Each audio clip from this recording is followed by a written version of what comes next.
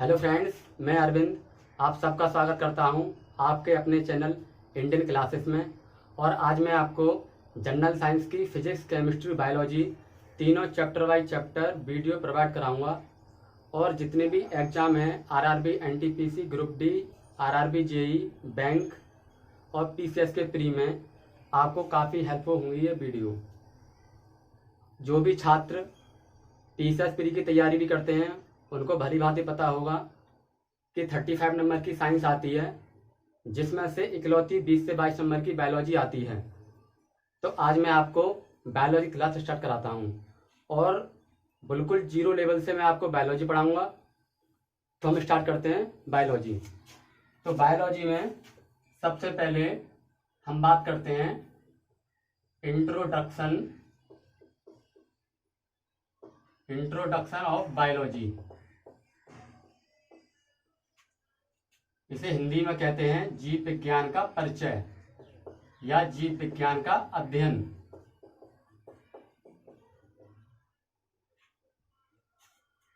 Introduction of biology या जीव विज्ञान का परिचय। तो बायोलॉजी, बायो मीन्स होता है लिविंग और लॉजी मीन्स होता है स्टडी, यानी जीवन का अध्ययन।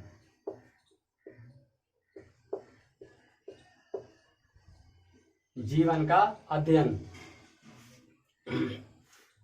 तो बायोलॉजी का सर्वप्रथम शब्द किसने यूज किया? तो सबसे पहले क्वेश्चन में पूछा जाता है कि बायोलॉजी का शब्द सर्वप्रथम किस वैज्ञानिक ने प्रयोग किया?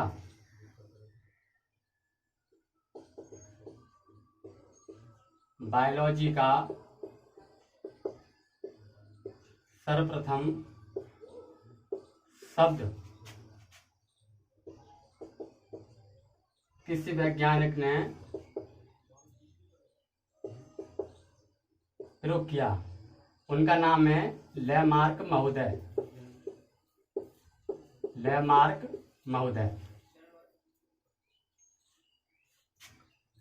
अगर आपसे क्वेश्चन में पूछता है कि बायोलॉजी का सर्वप्रथम शब्द किस वैज्ञानिक ने किया?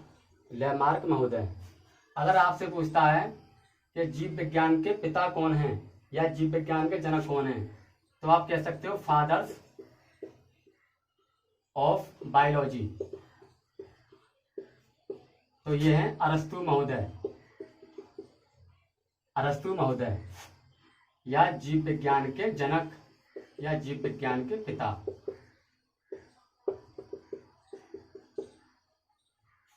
तो सबसे पहले क्वेश्चन में क्या पूछेगा आपसे कि बायोलॉजी का सर्वप्रथम शब्द किस वैज्ञानिक ने प्रयोग किया? तो लेमार्क महोदय। अगर आपसे पूछता है कि जीव विज्ञान के पिता कौन हैं या जीव विज्ञान के जनक कौन हैं, तो फादर्स ऑफ बायोलॉजी अरस्तु महोदय। अब यहां से आगे आपसे पूछता है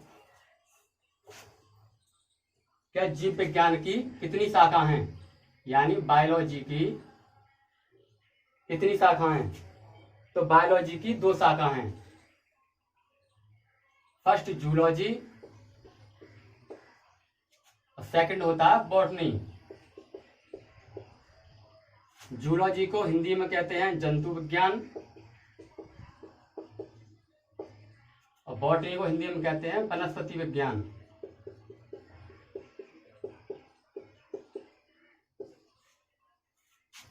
जंतु विज्ञान में बताया जाता है जितने भी हमारे जीव जंतु हैं, यानी जितने भी प्राणी हैं, जंतु विज्ञान में उनका अध्ययन किया जाता है।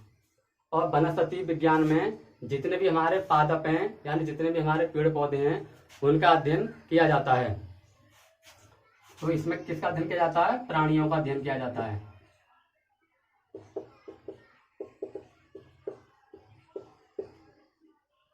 और वनस्पति विज्ञान में किया जाता है पादपों का अध्ययन। पादपों का अध्ययन, यानी पादप किसे कहते हैं? जितने भी हमारे पेड़ पौधे हैं उनको हम पादप कहते हैं। अब यहां से एक क्वेश्चन और बनता है, आपसे पूछे कि जंतु विज्ञान के पिता कौन हैं या जंतु विज्ञान के जनक कौन हैं, यानी fathers of zoology. Fathers of zoology यानी जंतु विज्ञान के जनक या जंतु विज्ञान के पिता, तो अरस्तु महोदय। क्या नाम है? अरस्तु महोदय। अगर आपसे क्वेश्चन पूछता है फादर्स ऑफ जूलॉजी या जंतु विज्ञान के जनक अरस्तु महोदय। अरस्तु महोदय ने एक बुक लिखी, उस बुक का नाम है हिस्टोरिया एनिमेलिया। अरस्तु महोदय ने एक बुक लिखी, उस बुक का नाम है हिस्टोरिया एनिमेलिया।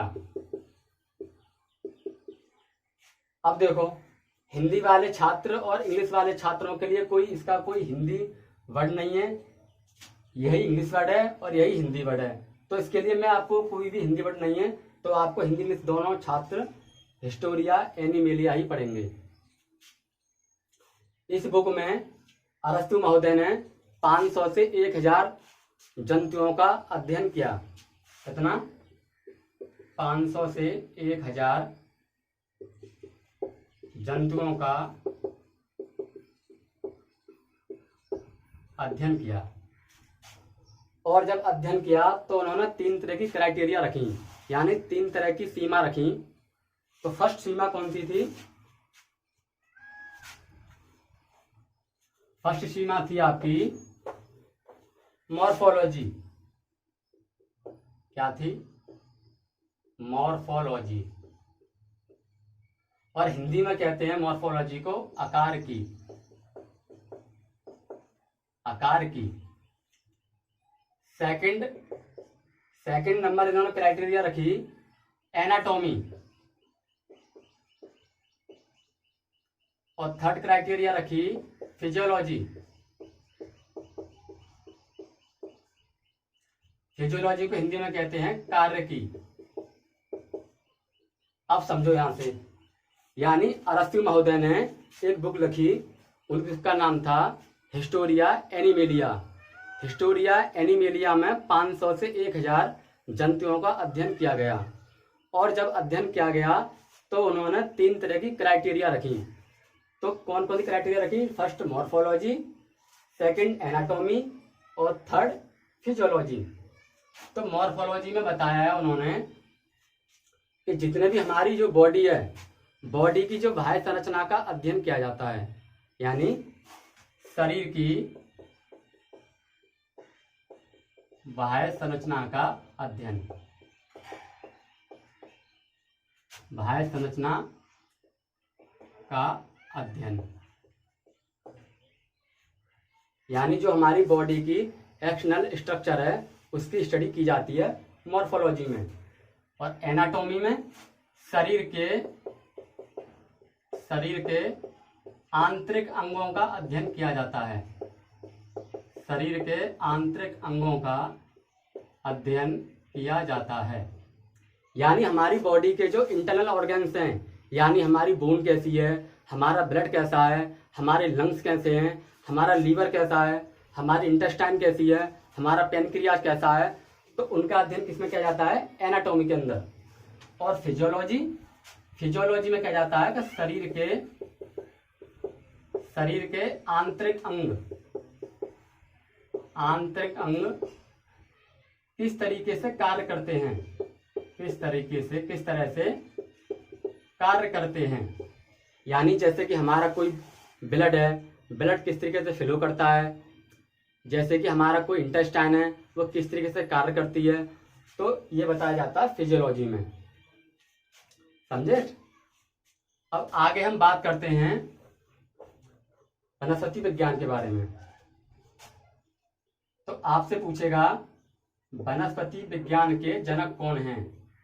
वनस्पति विज्ञान के जनक, या आप कह सकते हो फादर्स ऑफ बॉटनी। तो उनका नाम है Theophrastus.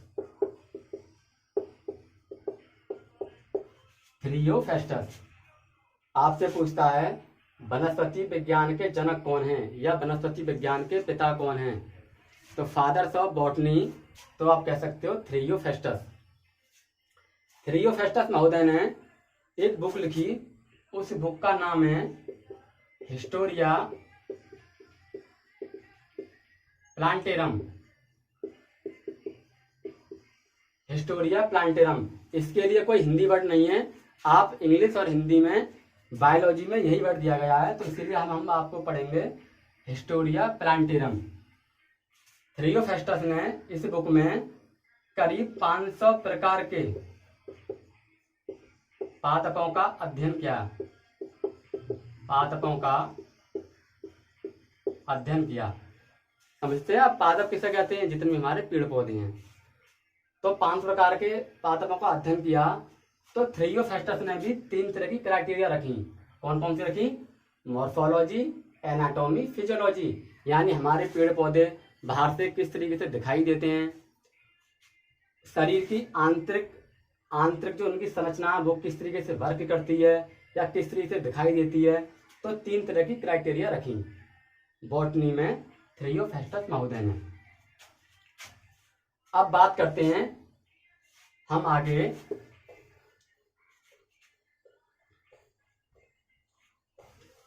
Characteristics of living organism.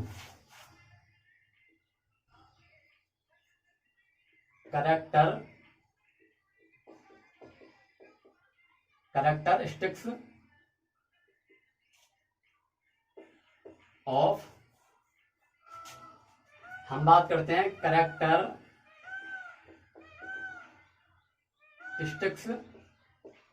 Of living organism.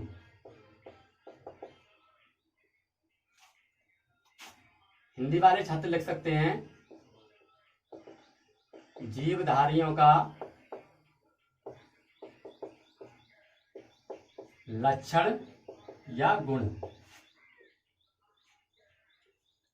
अब देखो जितने भी हमारे जीव हैं तो उनके अंदर कोई ना कोई लक्षण तो होगा, कोई ना कोई गुण तो होगा। तो आप क्या कह सकते हैं? कैरेक्टरिस्टिक्स ऑफ लिविंग ऑर्गेनिज्म, क्या क्या लक्षण होते हैं प्रत्येक जीवधारी में। तो सबसे पहले प्रत्येक सजीव जीवधारी में कोशिका का होना आवश्यक है, यानी सेल का होना आवश्यक है। तो किसका आवश्यकता है आपको? सबसे पहले सेल की। प्रत्येक जीवधारी में कोशिका की आवश्यकता होती है। अब ये नया वर्ड आपको आ गया कोशिका। तो आप इसमें पहली कैरेक्टरिस्टिक्स यानी पहली लक्षण है आपका सेल ऑर्गेनाइजेशन। सेल ऑर्गेनाइजेशन, और हिंदी वाले छात्र लिख सकते हैं कोशिकीय संगठन। कोशिकीय संगठन। तो प्रत्येक सजीव जीवधारी के लिए कोशिका जो होती है वो हमारे प्रत्येक जीवधारी की संरचनात्मक और कार्यात्मक इकाई होती है। संरचनात्मक तथा कार्यात्मक इकाई होती है। स्ट्रक्चर एंड फंक्शन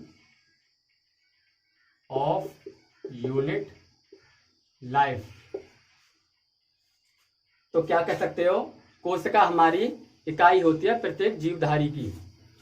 अब आगे हम बात करते हैं, देखो कोशिका का चैप्टर एक आगे मैं चैप्टर पढ़ाऊंगा साइटोलॉजी में, तो कोशिका का चैप्टर वहाँ अलग है जिसमें साइटोलॉजी के बारे में बताऊंगा, यानी कोशिका की खोज किसने की, कोशिकांग क्या होते हैं, जैसे राइबोसोम क्या होते हैं, लाइसोसोम क्या होते हैं, गोल्गी क्या होती हैं, है ना, माइटोकॉन्ड्रिया किसे कहते हैं।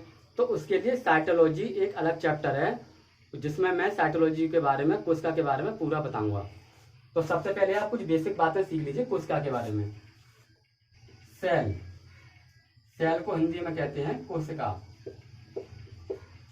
जब बहुत सारी कोशिकाएं मिलती हैं यानी ग्रुप ऑफ सेल्स, तो किसका निर्माण होता है? टिश्यू का, और टिश्यू को हिंदी में कहते हैं ऊतक। और जब बहुत सारे टिश्यू मिलते हैं तो बनता है ऑर्गेन्स का निर्माण होता है, ऑर्गेन्स। और ऑर्गेन्स को हिंदी में कहते हैं अंग। और जब बहुत सारे ऑर्गेन्स मिलते हैं तो फॉर्मेशन होता है ऑर्गेन सिस्टम का। हिंदी वाले छात्र लिख सकते हैं अंग तंत्र। और जब कोई ऑर्गेन सिस्टम मिलता है तो फॉर्मेशन होता है ऑर्गेनिज्म का। और हिंदी वाले छात्र लिख सकते हैं जीव। यानी आप क्या कह सकते हो, हमारी जो कोशिका है वो हमारे प्रत्येक सजीव जीवधारी की संरचनात्मक तथा कार्यात्मक इकाई होती है। जब ग्रुप ऑफ सेल्स होता है यानी कोशिकाओं का समूह बनता है तो टिश्यू का निर्माण होता है। और जब बहुत सारे टिश्यू मिलते हैं तो ऑर्गेन्स का निर्माण होता है, यानी ऑर्गेन्स को हिंदी में अंग कहते हैं। और जब बहुत सारे ऑर्गेन्स मिलते हैं तो ऑर्गेन सिस्टम का मिलता है, यानी जब बहुत सारे ऑर्गेन्स मिलते हैं तो ऑर्गेन सिस्टम का फॉर्मेशन होता है।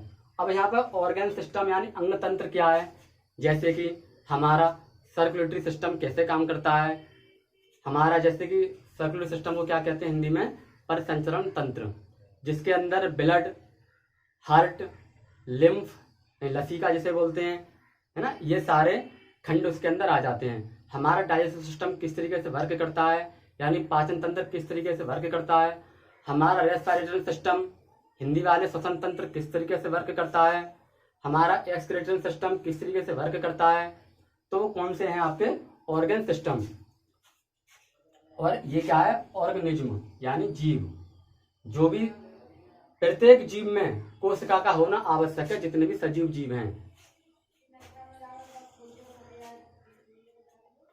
आगे बात करते हैं हम सेल की, यानी सेल कितने प्रकार की होती हैं। सेल कितने प्रकार की होती हैं, तो आप लिख सकते हो types of cell. Types of cell, कोशिकाओं के प्रकार। कोशिकाओं के प्रकार। तो कोशिकाएं दो प्रकार की होती हैं। कोशिकाएं दो प्रकार की होती हैं। फर्स्ट, प्रोकैरियोटिक कोशिका। प्रोकैरियोटिक कोशिका। और इंग्लिश वाले भी छात्र प्रोकैरियोटिक कोशिका को प्रोकैरियोटिक सेल्स ही कहते हैं। Prokaryotic cell. और सेकंड नंबर होती है यूकैरियोटिक कोशिका।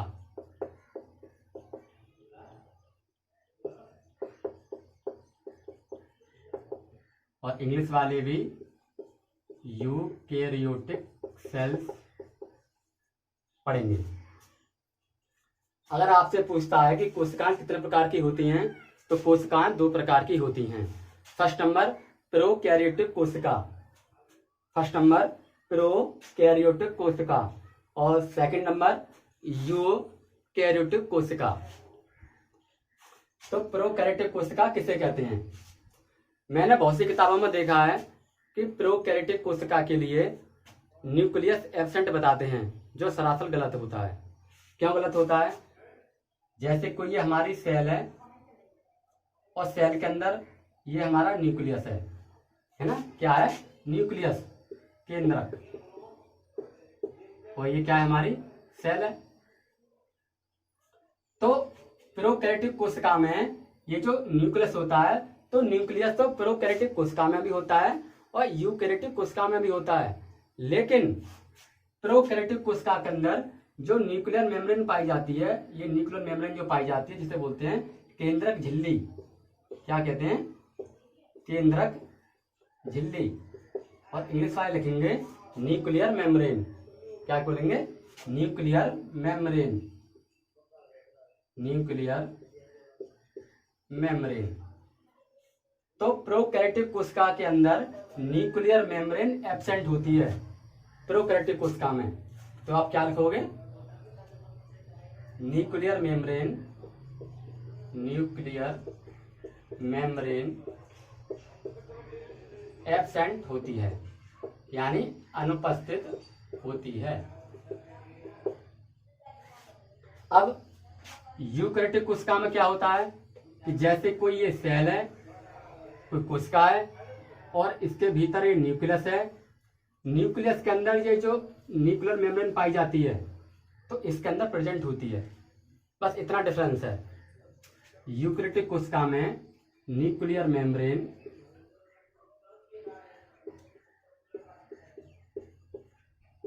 प्रेजेंट होती है, यानी उपस्थित होती है। ये क्या है आपका न्यूक्लियर मेम्ब्रेन और ये क्या है आपका न्यूक्लियस, हिंदी में कहेंगे केंद्रक, है ना। तो क्या अंतर, कोशिकाएं कितने प्रकार की होती हैं? 2 प्रकार की। फर्स्ट प्रोकैरियोटिक कोशिका, सेकंड यूकैरियोटिक कोशिका। प्रोकैरियोटिक कोशिका में क्या होता है, जो न्यूक्लियस होता है, जो न्यूक्लियस के चारों ओर न्यूक्लियर मेम्ब्रेन पाई जाती है वो एब्सेंट होती है, यानी अनुपस्थित होती है। और यूकैरियोटिक कोशिका में न्यूक्लियर मेम्ब्रेन प्रेजेंट होती है और काफी डेवलप होती है और काफी मैच्योर भी होती है। तो अब जिसके अंदर डीएनए पाया जाता है, तो जो डीएनए पाया जाता है, डीएनए वो प्रोकैरियोटिक कोशिका के अंदर पूरे साइटोप्लाज्म में फैल जाता है। अब साइटोप्लाज्म में एक नया वर्ड आ गया आपके लिए, है ना। तो इसीलिए मैं साइटोलॉजी में आपको पूरा बताऊंगा, लेकिन मैं कुछ बता दे रहा हूँ। प्रोटोप्लाज्म देखो, डीएनए प्रोकैरियोटिक कोशिका में कहाँ पाया जाता है? सबसे पहले क्वेश्चन पूछा जाता है यहाँ पे। तो डीएनए प्रोकैरियोटिक कोशिका में साइटोप्लाज्म के अंदर पाया जाता है, साइटोप्लाज्म। और साइटोप्लाज्म को हिंदी में कहते हैं कोशिका द्रव्य। अब ये कोशिका द्रव्य क्या है, जिसके लिए मैं साइटोलॉजी में आपको पूरा डीपली पढ़ाऊंगा, लेकिन मैं कुछ बता रहा हूँ आपको।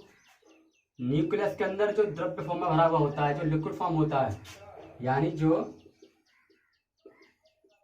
लिक्विड फॉर्म यानी जो द्रव अवस्था में होता है, जो लिक्विड फॉर्म में होता है, उसे क्या बोलते हैं? कोशिका द्रव्य। तो ये डीएनए जो होता है वो पूरे प्रोटोप्लाज्म में यानी पूरे कोशिका द्रव्य में फैल जाता है। और यहाँ जो यूकैरियोटिक कोशिका में जो डीएनए पाया जाता है, ये कहाँ पाया जाता है? ये केंद्रक के अंदर पाया जाता है। सबसे ज्यादा क्वेश्चन पूछे जाते हैं आपके एनटीपीसी और ग्रुप डी में, और पीसीएस के प्री एग्जाम में भी क्वेश्चन पूछे जाते हैं ये। तो कहाँ पाया जाता है? केंद्रक के अंदर डीएनए पाया जाता है, डीएनए और आरएनए, है ना। अब इसके प्रोकैरियोटिक के कुछ एग्जाम्पल भी हैं, है ना। प्रोकैरियोटिक और यूकैरियोटिक के कुछ एग्जाम्पल भी हैं जो जहां से क्वेश्चन भी पूछे जाते हैं। तो आप इसके एग्जाम्पल लिखो, आप प्रोकैरियोटिक कोशिका के एग्जाम्पल। फर्स्ट एग्जाम्पल है आपका बैक्टीरिया, और बैक्टीरिया को हिंदी वाले छात्र लिख सकते हैं जीवाणु, जीवाणु। सेकंड होता है ब्लू ग्रीन एल्गी, और हिंदी वाले छात्र लिखेंगे नील हरित शैवाल, नील हरित शैवाल। यूकैरियोटिक कोशिका के क्या एग्जाम्पल हैं? फर्स्ट एल्गल कोशिका या एल्गल या एल्गी सेल्स, इसे हिंदी में क्या बोलेंगे? शैवाल की कोशिका, शैवाल कोशिका। सेकंड एग्जाम्पल होता है फंजाई सेल, इसे हम हिंदी में लिखेंगे कवक की कोशिका, कवक कोशिका। थर्ड नंबर प्लांट सेल, और हिंदी वाले छात्र लिखेंगे पादप की कोशिका,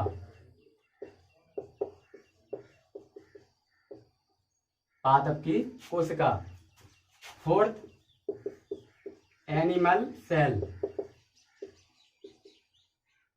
जंतु की कोशिका, जंतु कोशिका, जंतु की कोशिका। तो सबसे पहले मैंने आपको क्या बताया था कि इसके क्या एग्जाम्पल हैं। फर्स्ट एग्जाम्पल बैक्टीरिया, हिंदी में कहते हैं जीवाणु। और दूसरा एग्जाम्पल है ब्लू ग्रीन एल्गी, जिसे हिंदी में कहते हैं नील हरित शैवाल।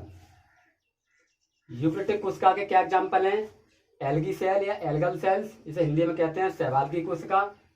दूसरा एग्जाम्पल है फंजाई सेल, जिसे हिंदी में कहते हैं कवक की कोशिका। और थर्ड एग्जाम्पल है प्लांट सेल, जिसे कहते हैं पादप की कोशिका। और फोर्थ एग्जाम्पल है जंतु कोशिका।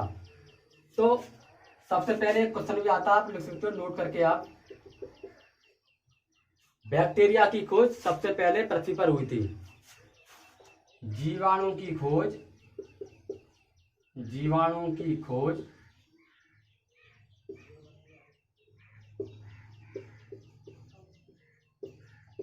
सर्वप्रथम पृथ्वी पर हुई थी।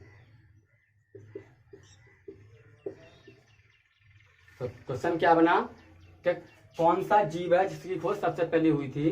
तो क्या नाम बताओगे आप, बैक्टीरिया। अब आप सोच रहे होंगे कि सर ने यहाँ भी लिख दिया शैवाल और यहाँ भी शैवाल लिख दिया, इन दोनों में क्या डिफरेंस है। तो देखो डिफरेंस क्या है। ऐसा माना जाता है कि जब बैक्टीरिया का एवोल्यूशन हुआ, यानी जब बैक्टीरिया का विकास हुआ, तो विकास 1 साल 2 साल 5 साल में विकास तो होता नहीं है। विकास करने में काफी समय लगता है, काफी टाइम लगता है। तो बैक्टीरिया और शैवाल के बीच की कड़ी है नीलहरित शैवाल। बैक्टीरिया और एल्गी के बीच की कड़ी क्या है, ब्लू ग्रीन एल्गी। और इसका एक और नाम है, दूसरा नाम ब्लू ग्रीन एल्गी का नील हरित शैवाल। क्या नाम है, ब्लू ग्रीन एल्गी का एक और नाम क्या है, नील हरित शैवाल। इसका दूसरा नाम है, एक और नाम साइनो बैक्टीरिया। तो आप ब्लू ग्रीन एल्गी को क्या लिख सकते हो, साइनो बैक्टीरिया। तो आप समझे यहाँ से ब्लू ग्रीन एल्गी किसे कहते हैं, नील हरित शैवाल हिंदी में कहते हैं, या cyanobacteria. Cyanobacteria bacteria और एल्गी सेल के बीच की कड़ी है, क्योंकि जब बैक्टीरिया का इवोल्यूशन हुआ, विकास हुआ, तो विकास होने के बाद में जब धीरे धीरे इसका विकास हुआ, तो ब्लू ग्रीन एल्गी या साइनो बैक्टीरिया का फॉर्मेशन हुआ। एल्गी शैवाल किसे कहते हैं, जो टंकी होती हैं, जो तालाब होते हैं, नदियां होती हैं, उनके बीच, उनके किनारे किनारे जो काई पाई जाती है, उसको हम कहते हैं शैवाल की कोशिका। अब बात करते हैं यहां से कोशिकाओं की संख्या के आधार पर कोशिका कितने प्रकार की होती है ना। ये तो बात हो गई टाइप्स ऑफ सेल्स, कोशिकाओं के प्रकार की। अब हम बात करते हैं कि नंबरों के आधार पर कोशिका कितने प्रकार की होती है।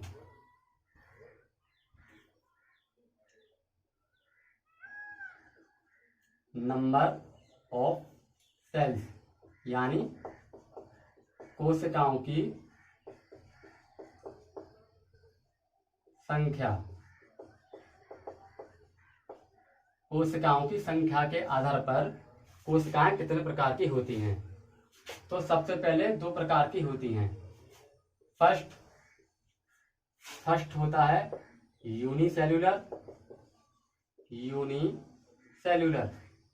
और सेकंड होता है मल्टी सेल्यूलर। संख्याओं के आधार पर कोशिकाएं कितने प्रकार की होती हैं, यूनिसेल्यूलर और मल्टी सेल्यूलर। यूनिसेल्यूलर को लिख सकते हैं हम, यूनि मीन्स क्या होता है, एक, और सेल्यूलर मीन्स क्या होता है, कोशिका, यानी एक कोशिकीय प्राणी। एक कोशिकीय प्राणी। और मल्टी का अर्थ होता है मैनी, और सेल्यूलर अर्थ क्या होता है, कोशिका, है ना। तो यानी बहुकोशिकीय प्राणी। बहुकोशिकीय प्राणी। तो संख्याओं के आधार पर कोशिकाएं कितने प्रकार की होती हैं, 2 प्रकार की होती हैं। First unicellular, second multi cellular.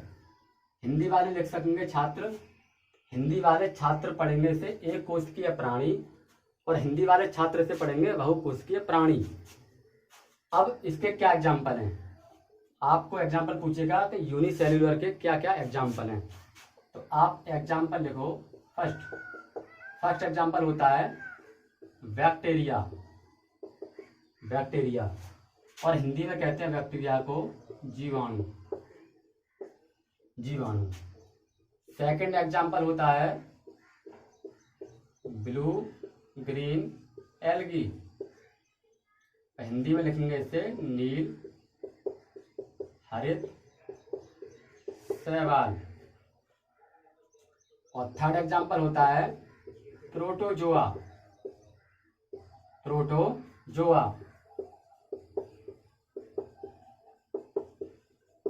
अब यहां पर आपको नया वर्ड आ गया प्रोटोजोआ। तो प्रोटोजोआ किसे कहते हैं समझो।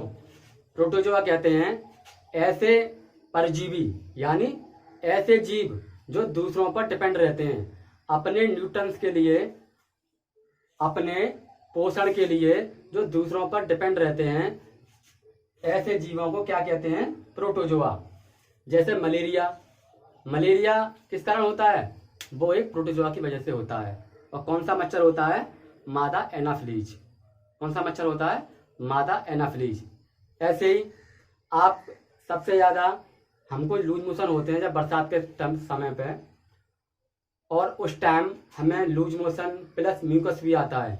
म्यूकस किससे कहते हैं, आम को कहते हैं। आपने देखा भी होगा जब फ्रेश होने जाते हो आप सुबह सुबह, और जब चिपचिपा सा जो पदार्थ होता है उसे हम बोलते हैं म्यूकस। इंग्लिश में क्या कहते हैं, म्यूकस। हिंदी में लिखते हैं श्लेष्म, और देहात की भाषा में कहते हैं इसे कफ, है ना। तो म्यूकस। तो वो सबसे ज्यादा कौन सा इन्फेक्शन होता है, भारतीयों में सबसे ज्यादा लूज मोशन का इन्फेक्शन एक प्रोटोजोआ होता है, एंट अमीबा हिस्टोलिटिका। कौन सा होता है, एंट अमीबा हिस्टोलिटिका। तो ये क्या होते हैं प्रोटोजोआ, यानी प्रोटोजोआ कह सकते हो आप जो ऐसे परजीवी जो दूसरों पर डिपेंड रहते हैं। ये कैसे होते हैं, सारे एक कोशिकीय प्राणी। अब बात करते हैं मल्टी सेल्यूलर के एग्जाम्पल की। तो फर्स्ट एग्जाम्पल क्या हुआ इसका, फर्स्ट एग्जाम्पल हुआ आपका एल्गी सेल।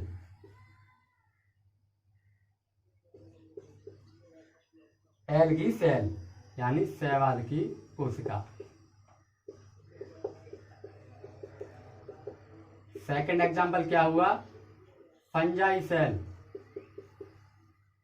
यानी कवक की कोशिका।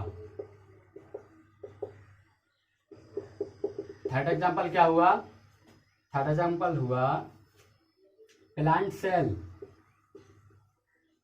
प्लांट सेल और हिंदी में लिखेंगे पादप कोशिका। फोर्थ एनिमल सेल, जंतु की कोशिका। और जो हम मनुष्य आते हैं, मनुष्य कौन से में आते हैं, मल्टी सेल्यूलर में, यानी जंतु की कोशिका में। किसमें आते हैं, तो आप समझे, बहुकोशिकीय प्राणी में एल्गी सेल्स शैवाल की कोशिका, फंजाई सेल कवक की कोशिका, प्लांट सेल पादप कोशिका, एनिमल सेल्स जंतु कोशिका।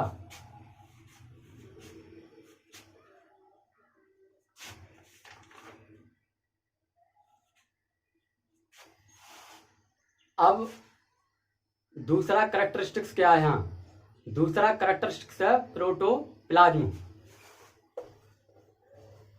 ये तो बात हो गई फर्स्ट कैरेक्टरिस्टिक्स की, यानी फर्स्ट कैरेक्टर की बात हो गई यहाँ से।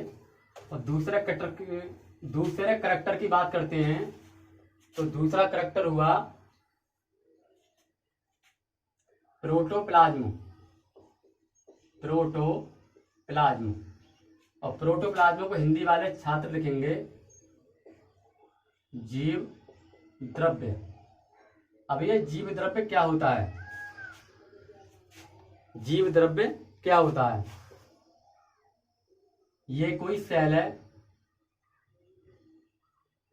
और इसके बाहर ये जो पाई जाती है ये क्या होती है, सेल मेम्ब्रेन। सेल मेम्ब्रेन या प्लाज्मा मेम्ब्रेन। हिंदी वाले लिखेंगे इसे कोशिका कला, कोशिका कला या कोशिका झिल्ली, कोशिका कला या कोशिका झिल्ली। तो प्रोटोप्लाज्म किसे कहते हैं? प्रोटोप्लाज्म एक सेल होती है, और जब प्रोटोप्लाज्म को आप माइक्रोस्कोपी से देखोगे, जब सूक्ष्मदर्शी से देखोगे, तो प्रोटोप्लाज्म आपको प्रोटोप्लाज्म को जब आप माइक्रोस्कोपी से देखोगे तो दो तरह के भाग देखने को मिलते हैं। फर्स्ट वाला भाग कौन सा देखने को मिलता है? प्रोटोप्लाज्म को जब सूक्ष्मदर्शी से देखते हैं तो आपको दो तरह के भाग देखने को मिलते हैं। फर्स्ट वाला भाग होता है साइटोप्लाज्म, साइटोप्लाज्म, और सेकंड वाला भाग होता है ऑर्गेनेल्स। कौन सा होता है? ऑर्गेनेल्स। और हिंदी वाले इसे साइटोप्लाज्म लिखेंगे कोशिका द्रव्य, और इसको पढ़ेंगे कोशिकांग। अब आपको साइटोप्लाज्म तो मैं आपको पहले ही बता चुका हूं कि साइटोप्लाज्म किसे कहते हैं? जो कोशिका में जो लिक्विड फॉर्म में भरा हुआ होता है उसे कोशिका द्रव्य कहते हैं। और कोशिकांग कोशिका के अंदर जो ठोस यानी जो सॉलिड और एक्टिव फॉर्म में होते हैं, जैसे माइटोकॉन्ड्रिया, राइबोसोम, न्यूक्लियस, गोल्जी काय ना, राइबोसोम, ये सारे क्या हैं? आपके ऑर्गेनेल्स है, कोशिकांग हैं। अब बात करते हैं हम तीसरे लक्षण की। तीसरा लक्षण होता है बायोडायवर्सिटी। तीसरा करैक्टर क्या होता है? बायोडायवर्सिटी।